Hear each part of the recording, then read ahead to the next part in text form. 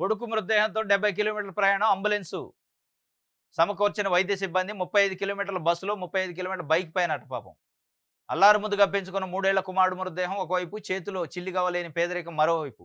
ఆ మృతదేహాన్ని 70 కిలోమీటర్లు ఎలా తీసుకెళ్లాలో తెలియని దీనస్థితిలో ఒక అంబులెన్స్ ఏర్పాటు చేయండయ్యా అంటూ ఆ తండ్రి పార్వతీపురం జిల్లా కేంద్ర ఆసుపత్రి సిబ్బందిని కన్నీటితో వేడుకున్నాడు.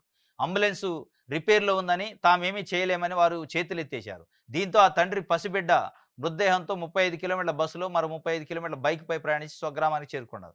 పార్వతీపురం మన్యం జిల్లా కురుపాం మండలం నీలకంఠాపురం గ్రామానికి చెందిన కొండగొర్రి అశోక్, స్వాతి దంపతుల కుమారుడు రోహిత్ 3 సంవత్సరాలట. మంగళవారం బాగా ఏడుస్తుంటే స్థానిక ప్రాథమిక ఆరోగ్య కేంద్రంలో చేర్చారు. డాక్టర్ అభినవ్ కుమార్ ప్రాథమిక చికిత్స అందించి మెరుగైన వైద్యం కోసం పార్వతీపురం జిల్లా కేంద్ర ఆసుపత్రికి తీసుకెళ్లాలని సూచించారు. అయితే రోహిత్ అక్కడ చికిత్స పొందుతూ బుధవారం రాత్రి మృతి చెందాడు. మృతదేహాన్ని తరలించేందుకు బాలుని తండ్రి అంబులెన్స్ కోసం ప్రయత్నించినా ఫలితం లేకపోయింది. దీంతో అశోక్, అతని అక్క రోహిత్ మృతదేహాన్ని భుజాన వేసుకొని బస్సులో 35 కిలోమీటర్లు ప్రయాణం చేశారట. ఇక అసలు ఇంతకంటే దౌర్భాగ్యం ఉంటదా? అరే! ప్రభుత్వ ఆసుపత్రుల్లో అంబులెన్స్ రిపేర్‌లో ఉందంటే, మరి అంబులెన్స్ రిపేర్ కంటే ఇక అత్యంత ప్రాధాన్యమైన అంశం ఏముంటది? అంబులెన్స్ అంటేనే అత్యవసరానికి. మరి అంబులెన్స్ రిపేర్‌లో ఉందంటే వెంటనే నెక్స్ట్ రిపేర్ చేయాలి కదా! సోయుందా హాస్పిటల్‌లో సూపరింటెండెంట్‌కి అసలు? ఇప్పుడు అత్యంత ఫస్ట్ ప్రయారిటీ ఇయ్యాల్సిందేంది అంబులెన్స్‌కి. అంటే రిపేర్‌లో పెట్టడానికా? ఇప్పుడు నీ కారో, నీ బైకో చెడిపోతే అట్లా పడేస్తావా పక్కన? మానవత్వం ఉండాలిగా డాక్టర్ వృత్తిలో ఉంటే. మరి ఈ అధికార యంత్రాంగం ఏం చేస్తుంది? అధికారులు ఏం చేస్తున్నారు? డాక్టర్ అనేటోడు మనిషా? పశువా? కనీసం ఉండాలి గదా! రిపేర్‌లో ఉందట.